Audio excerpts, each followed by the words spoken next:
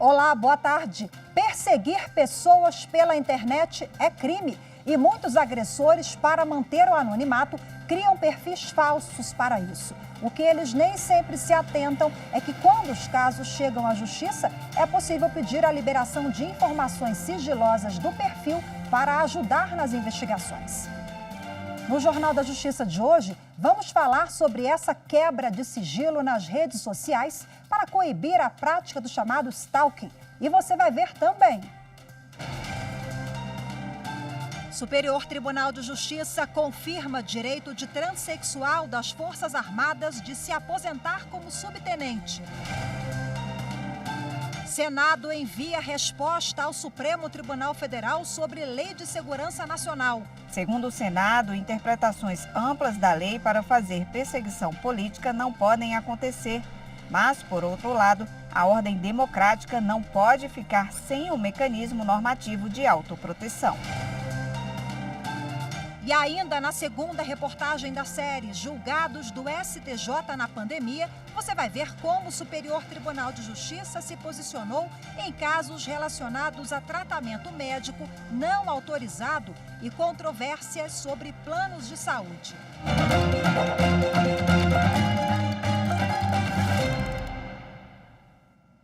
Por maioria de votos, o plenário do Supremo Tribunal Federal, em sessão virtual, validou decisão monocrática do ministro Joaquim Barbosa, relator à época, que havia declarado extinta a punibilidade do ex-jogador de futebol Edmundo Alves de Souza Neto, em decorrência da prescrição.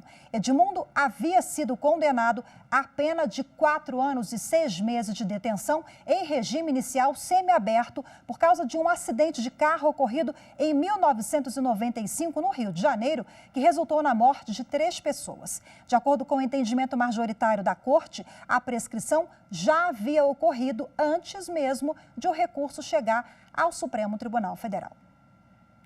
E o Senado Federal enviou ao Supremo informações sobre a redução dos valores do auxílio emergencial.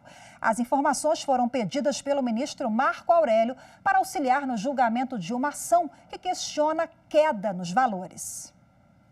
O documento é uma resposta à ação do Partido Comunista Brasileiro contra o teto de 44 bilhões de reais estabelecido pelo governo federal para a concessão de uma nova rodada do auxílio emergencial. O PCdoB quer que o benefício seja de R$ 600, como no ano passado, por considerar o valor mínimo para o sustento de uma casa. Pela nova regra, trabalhadores informais e cadastrados no Bolsa Família vão receber 4 parcelas que variam de R$ 150 a R$ 375. No ofício encaminhado ao Supremo Tribunal Federal, o Senado negou ter estabelecido limite de gasto com auxílio emergencial e alegou que o governo pode propor um gasto maior com o benefício, desde que respeite os limites fiscais e indique de onde vai tirar o dinheiro para aumentar a despesa. Segundo a Casa, a emenda constitucional que prevê novos valores é resultado de uma ponderação entre a necessidade de garantir um novo auxílio emergencial sem prejudicar as contas públicas. A ação no STF está sob a relatoria do ministro Marco Aurélio.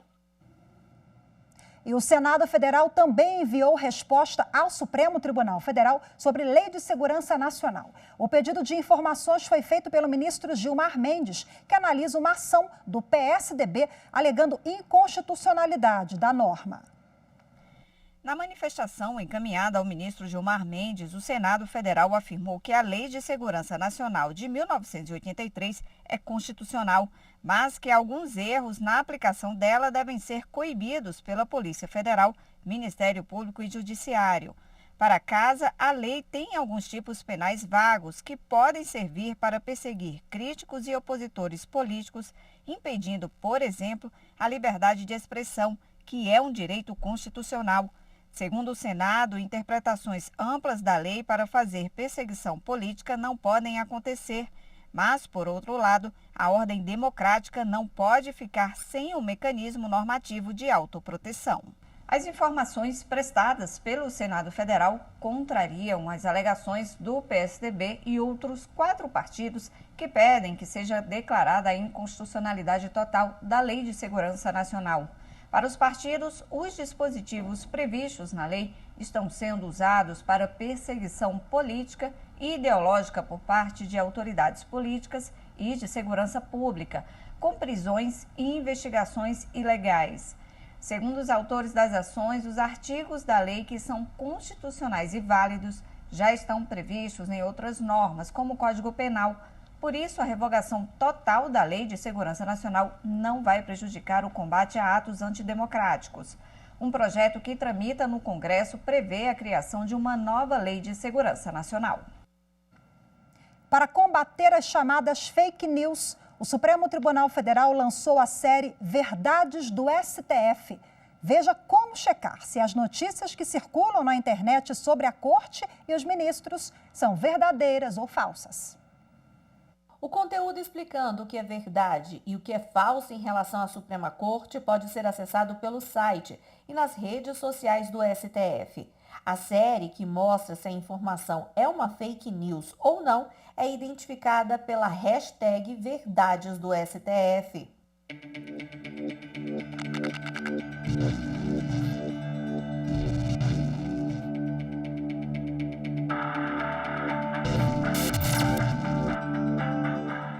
Com a série hashtag Verdades do STF, a Suprema Corte chama atenção para a importância da checagem das informações e, assim, evitar a propagação de notícias falsas sobre decisões e ministros. Circula pelas redes sociais, por exemplo, um post sobre o novo diretor da Polícia Federal, que aponta um mentiroso plano envolvendo ministros do STF.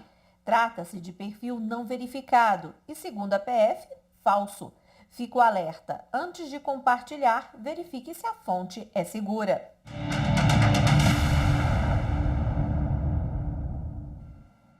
E por unanimidade, a segunda turma do Superior Tribunal de Justiça confirmou o direito de transexual das Forças Armadas de se aposentar como subtenente, o último posto da carreira militar no quadro de praças. Maria Luísa da Silva é reconhecida como a primeira transexual dos quadros da Força Aérea Brasileira. No entanto, a militar foi posta na reserva após ter realizado cirurgia de mudança de sexo. Na época, a Aeronáutica considerou Maria Luísa incapaz para o serviço militar, com base na Lei 6.880, de 1980, que estabelece como hipótese de incapacidade definitiva e permanente para os integrantes das Forças Armadas acidente ou doença, moléstia ou enfermidade, sem relação de causa e efeito com o serviço militar. Em junho do ano passado, o relator do caso, o ministro Herman Benjamin, entendeu que de forma prematura e ilegal a militar foi posta na reserva, o que lhe retirou a oportunidade de progredir na carreira. A ilegalidade também foi reconhecida no primeiro e no segundo graus de jurisdição. No recurso à segunda turma, a União questionou o acordo do Tribunal Regional Federal da Primeira Região por este ter reconhecido o direito de Maria Luísa às eventuais promoções por tempo de serviço no período em que esteve ilegalmente afastada da atividade, tendo em vista que as promoções derivadas da reintegração não foram requeridas na origem do processo. Para o ministro Herman Benjamin, no entanto, o acórdão encontra-se em sintonia com o entendimento do STJ sobre o tema, ao definir que, após a anulação do processo administrativo, por consequência natural, estão assegurados à autora automaticamente as promoções e o soldo integral, bem como o direito à moradia. Com isso, o colegiado decidiu manter a decisão do relator que concedeu a aposentadoria. No entanto, diante da reiteração da União em sustentar que não é possível ascender ao cargo de subtenente ou suboficial por meio de promoção, os ministros determinaram que essa questão seja reanalisada no juízo competente para cumprir o julgado. Até a decisão do referido juízo, a militar deve permanecer aposentada no posto de suboficial, sendo vedado ainda qualquer desconto ou cobrança de multa pelo período de ocupação do imóvel funcional. E você vai ver no próximo bloco quebra de sigilo nas redes sociais. Vamos falar sobre o novo crime de stalking, como as vítimas têm acionado a justiça para combater perfis falsos. Até já.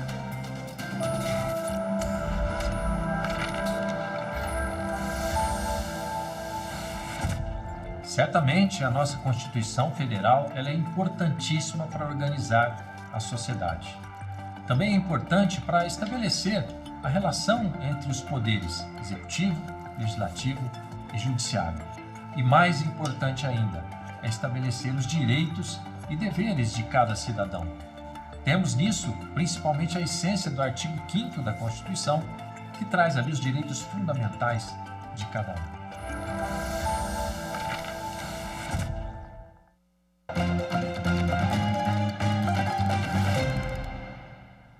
A internet tem sido uma ferramenta cada vez mais útil, principalmente em tempos de pandemia, mas infelizmente ela vem sendo usada por pessoas mal intencionadas para cometer crimes. E muitas vezes o agressor, ele persegue a vítima através de um perfil falso. No Distrito Federal, uma vítima conseguiu na justiça a quebra de um sigilo de um perfil anônimo. Nas redes sociais, nem tudo que se vê é real. Além de fake news, perfis falsos são criados para cometer os chamados crimes cibernéticos.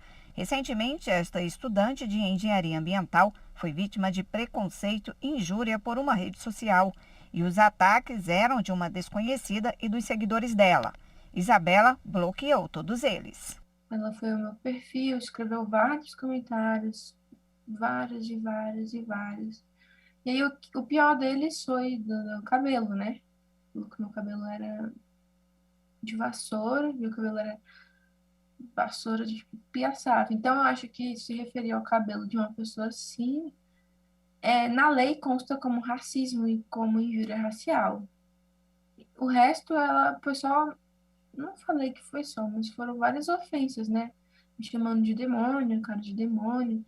De repente, vários perfis dos seguidores dela começaram a querer me ofender também. Segundo esta psicóloga, há uma razão para esse tipo de conduta por meio do anonimato ou da falsa identidade. Existem basicamente 3 aspectos associados a essa questão das pessoas que usam uma identidade falsa para assediarem de alguma forma, moralmente, seja fisicamente, alguém. Então, em primeiro lugar, tem a certeza da impunidade. Em segundo lugar, são pessoas covardes que, mascaradas dessa falsa identidade, elas se sentem no direito de falarem tudo aquilo que elas pensam e muitas vezes agredir determinadas pessoas. E também a questão delas depositarem as próprias frustrações, as próprias questões dolorosas delas mesmas no outro como uma tela de projeção. Em outro caso, no Distrito Federal, uma mulher foi alvo de ameaças e ofensas no Twitter por questões políticas. Ela entrou na justiça, que determinou a quebra de sigilo de um perfil anônimo e determinou que fossem fornecidas informações dos responsáveis pela conta, como os dados do cadastro. A plataforma contestou, alegando que deve garantir a inviolabilidade da vida privada e sigilo de dados, como determina o Marco Civil da Internet. Mas para a Justiça, xingamentos e ofensas caracterizam crimes de injúria e difamação e, portanto, é justificável descobrir quem é e de onde vêm os ataques. No início do mês, entrou em vigor a lei que reconhece mais um crime praticado na internet. É o crime de stalker. Quem perseguir uma pessoa pode pegar até 2 anos de prisão. A lei alterou o artigo do Código Penal que tratava a perseguição apenas como perturbação da tranquilidade e era considerado uma contravenção penal com penas brandas. O delito consiste no fato de um sujeito perseguir a vítima reiteradamente, ou seja, o crime ele exige-se uma habitualidade, não basta um único ato. Pode ser praticado presencialmente, por intermédio da internet, por telefone, por carta. E ele exige também que ele seja praticado com pelo menos uma de 3 condutas possíveis. A primeira seria ameaçando a integridade física ou psicológica da vítima. A segunda seria no caso de se restringir a capacidade de locomoção da vítima. E a terceira e última possibilidade de prática desse ato seria invadindo ou perturbando de qualquer forma a esfera de liberdade ou de privacidade dessa vítima. Lembrando que esse delito, em sua forma simples, ele possui a pena de 6 meses a 2 anos de reclusão.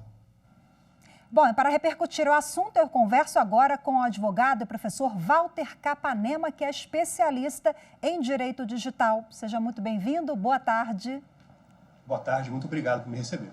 Bom, acompanhamos na reportagem que hoje não existe mais aquele senso comum de que a internet é terra sem lei e que é possível cometimento de crime sem a descoberta desse autor, né?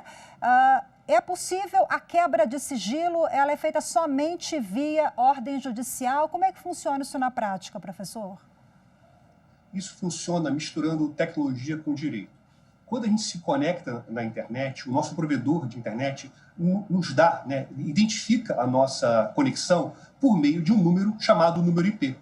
E toda vez que a gente vai num site, numa rede social, num aplicativo, posta na internet, esse número IP ele fica registrado. Esse dever de registro do número IP é feito pelo Marco Civil da Internet. Ele exige que o provedor de conexão, nosso provedor de internet, guarde essa informação pelo prazo de 1 ano, e que as redes sociais guardem essa informação pelo prazo de 6 meses. O acesso a essas informações ele só pode ser feito mediante uma ordem judicial específica para se identificar esse conteúdo. Deep Web, que é aquela outra, aquela internet que é mais complicado assim, de acesso pelas autoridades. Ainda assim, é possível encontrar a identidade desse criminoso que se utiliza dessas plataformas? A Deep Web é uma parte da internet que normalmente se é acessível mediante programas que garantem um potencial maior de anonimato. Então, normalmente, quem está navegando na Deep Web, ele está com seu IP protegido, esse número que identifica a sua conexão. É mais difícil de se localizar. Ainda assim, é possível. Tem vários criminosos que atuaram na Deep Web. Há um famoso site de venda de drogas que foi desbaratado pela polícia americana, chamado Silk Road, Rota da Seda, que o seu proprietário chegou a faturar, em pouco mais de um ano, $1 bilhão. E ele foi localizado e ele está preso até hoje. Ou seja, até na Deep Web, que garante mais segurança e até um potencial maior de anonimato, é possível ser localizado. Agora, muitos criminosos, eles acabam criando perfis falsos, né? Nessa tentativa de enganar as autoridades policiais. O perfil falso, quando ele é ilícito e quando ele pode ser criado? Porque, às vezes, as pessoas criam um perfil falso para ver ali a vida do vizinho, ou, enfim, com outros, para outros meios que não ilícitos. Quando isso foge do meio legal? Bem, uma boa notícia, acessar a rede social para ver a vida do vizinho ainda não é crime. Então, a gente pode deixar de lado. Agora, em relação ao fato de existir um perfil falso, por si só não é crime. O que a nossa legislação proíbe no crime de falsa identidade, do 307 do Código Penal, é você criar uma identidade, leia-se no mundo de internet, um perfil, para justamente você buscar obter uma vantagem, um proveito próprio ou causar dano. Então, se eu, Walter, crio um perfil falso para ofender um vizinho meu, ofender um desafeto, eu estou aqui praticando um crime. Né? É claro que muitas vezes, quando isso virar uma ação judicial, isso materializa na ação judicial, o que vai ser levado em consideração não vai ser o crime meio de falsa identidade, mas o crime final que eu pratiquei, o crime contra a honra, né? o crime de ameaça, o crime de citação. Esse crime final é que vai ser levado em consideração. Normalmente, o crime de falsa identidade vai ser um crime meio. Bom, eu quero tocar no assunto que foi muito debatido, vem sendo, né, por toda a sociedade, e foi pelo Supremo Tribunal Federal também, sobretudo com o inquérito das fake news, que me refiro aos limites de liberdade de expressão, publicação pela internet. Como é que o senhor avalia essa questão? Até onde eu posso fazer determinada publicação ou não? O que é preciso se levar em conta? Essa talvez seja uma das questões mais desafiadoras que envolvam a liberdade de expressão e o direito digital. A internet ela não inventou a liberdade de expressão, mas é verdade que a internet ela potencializou essa liberdade. O que é importante falar que é o seguinte, a gente tem aqui balizas constitucionais e normativas, infraconstitucionais. A grande baliza constitucional, né, quando a Constituição garante a liberdade de expressão, mas limita, né, o seu uso no anonimato, ela veda o anonimato. A Constituição também ela veda o racismo. Nós temos normas infraconstitucionais também vedando racismo, o Código Penal, os crimes contra a honra, os crimes que vedam a incitação, a ameaça. Então, nós temos limites infraconstitucionais. Eu acho que o grande desafio é saber ponderar esse limite. Porque o juiz, quando está diante de um caso para analisar se há ou não a quebra desse limite, há uma alta carga de subjetividade. Então, muitas vezes, quando alguém faz uma paródia num programa de televisão, na internet, brincando com uma religião, qual é o limite dessa brincadeira? O que pode ser feito? Ou seja, é verdade que nós temos limites normativos, mas o grande desafio é saber, no caso concreto, verificar quando se foi vencido esse limite. Eu acho que isso aí que a gente está debatendo ainda em questões envolvendo a fake news, o direito ao esquecimento, tudo isso, o STF tem sido chamado para atuar. Ok, excelente reflexão, muito obrigada pela entrevista, ótima participação, até a próxima, doutor Walter Capanema ao vivo aqui conosco. Boa tarde. E você vai ver a seguir na série Julgados do STJ na Pandemia. Veja como o Superior Tribunal de Justiça se posicionou em casos relacionados aos planos de saúde. Eu volto já.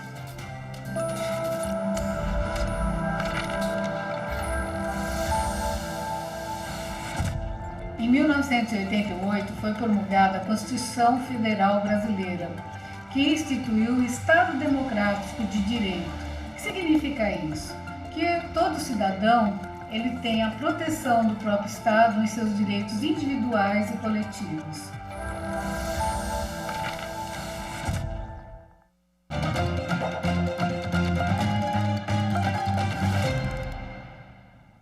Durante o primeiro ano da maior crise sanitária enfrentada pelo Brasil e pelo mundo, questionamentos ligados diretamente à saúde chegaram aos tribunais brasileiros.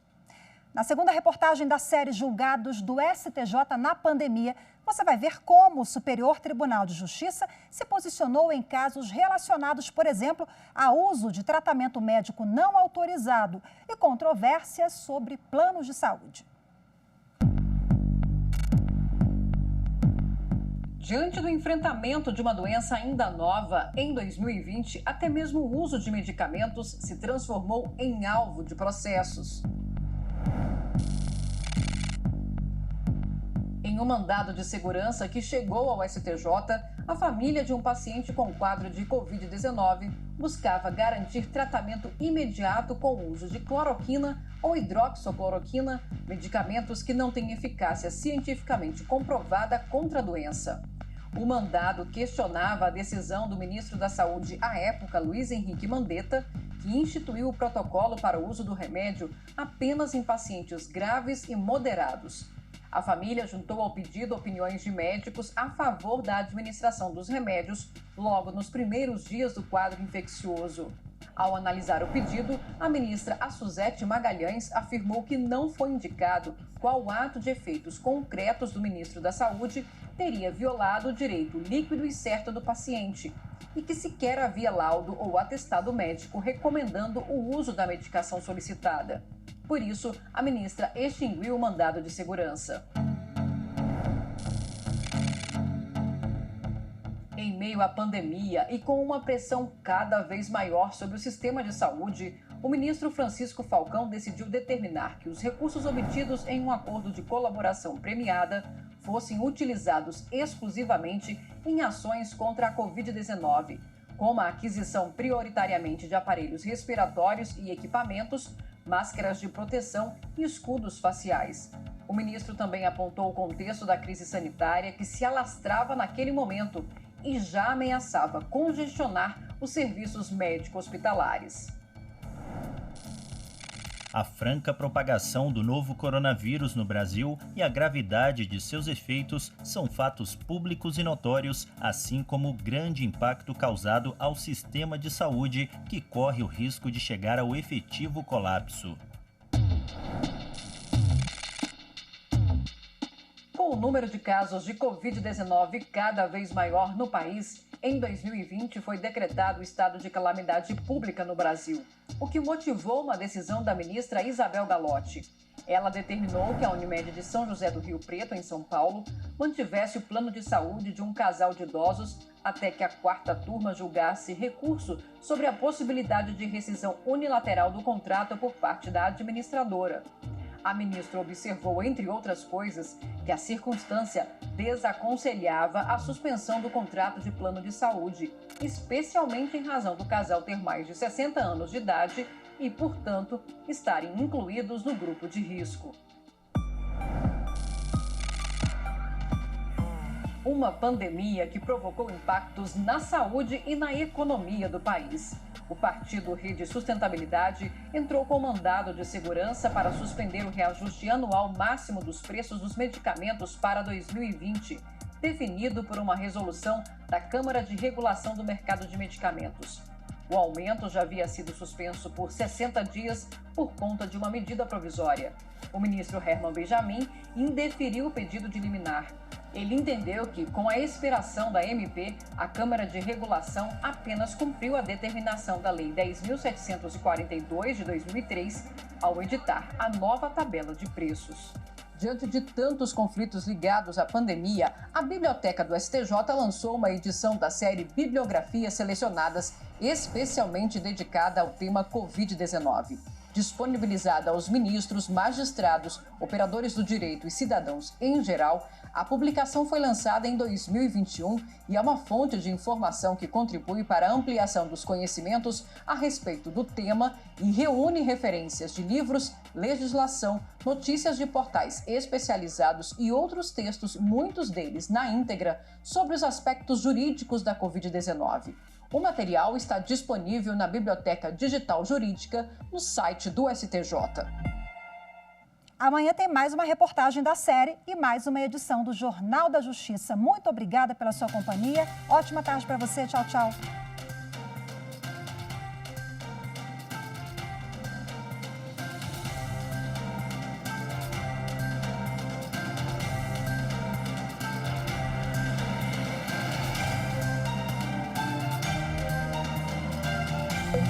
Música